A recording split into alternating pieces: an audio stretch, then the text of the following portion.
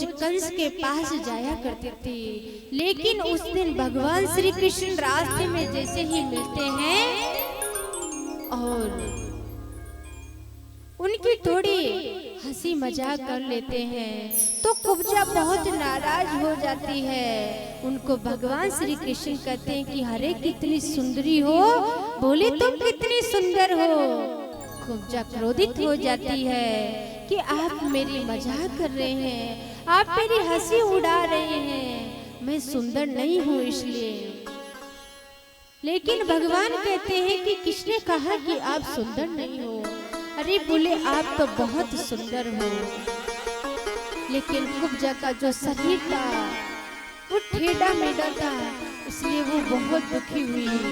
लेकिन भगवान जैसे ही कुब्जा के एक पैर पर अपना पैर रखते हैं और हाथ पकड़कर जोर से झटका देते हैं तो कुब्जा का तीन जो इधर उधर शरीर था, थोड़ा टेढ़ा मेढ़ा था, बिल्कुल सीधा शरीर हो जाता है। शरीर पर कोढ़ होता है, सारा कोढ़ झड़ जाता है और भगवान की कृपा से बहुत सुंदर शरीर उनको मिलता है। सारे रोग उनका दूर हो जाता है और भगवान उनको जो कुब्जा शरीर से कुबड़ा उनका शरीर था, कई प्रकार के रोग थे, उससे उसको मुक्ति देते हैं, उसका उद्धार करते हैं। जैसे ही मथुरा में पहुंचते हैं उससे पहले सब भक्त मिलते हैं, सबका उद्धार करते हुए और मथुरा में पहुंच जाते हैं। उधर राजमहल में द्वार पर जैसे ही बलराम और कंस, बलराम और भगवान श्री कृष्ण जैसे ही राज द्वार में प्रवेश करने वाले होते हैं तो उधर कंस ने एक धनुष लटकाया हुआ था कि जो भी राजमहल के अंदर प्रवेश करेगा वो इस धनुष को तोड़ देगा, उसके बाद ही अंदर प्रवेश करेगा।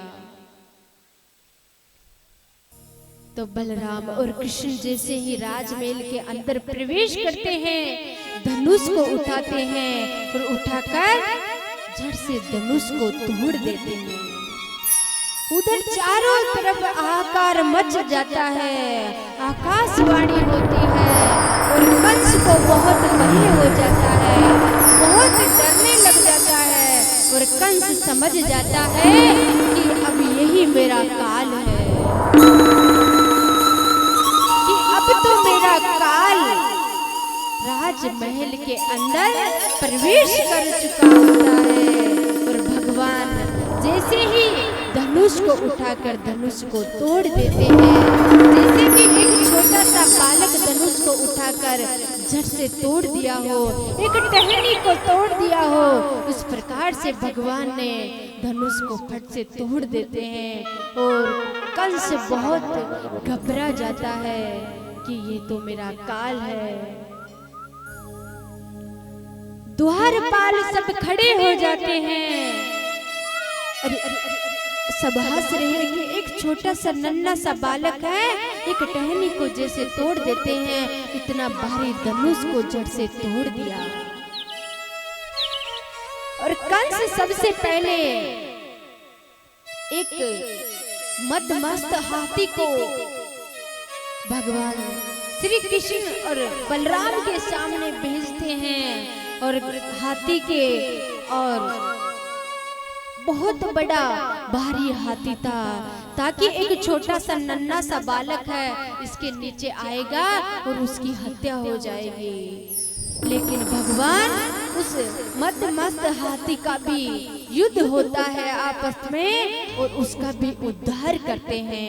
कई सारे देवताओं को भेजते हैं लेकिन भगवान सबका उद्धार करते हैं। और जैसे ही सभा में प्रवेश होते हैं, कई सारे बहुत बड़े बड़े पहलवान होते हैं, बहुत ताकतवर बड़े बड़े पहलवानों को भगवान श्री कृष्ण के सामने लाया जाता है। लेकिन सभी से उनका एक एक करके सभी से युद्ध हो रहा है और युद्ध में भगवान श्री कृष्ण सबको पराजित कर देते हैं, सबको हरा देते हैं। और उधर कंस घबरा जाता है कि ये तो जरूर मेरा काल है।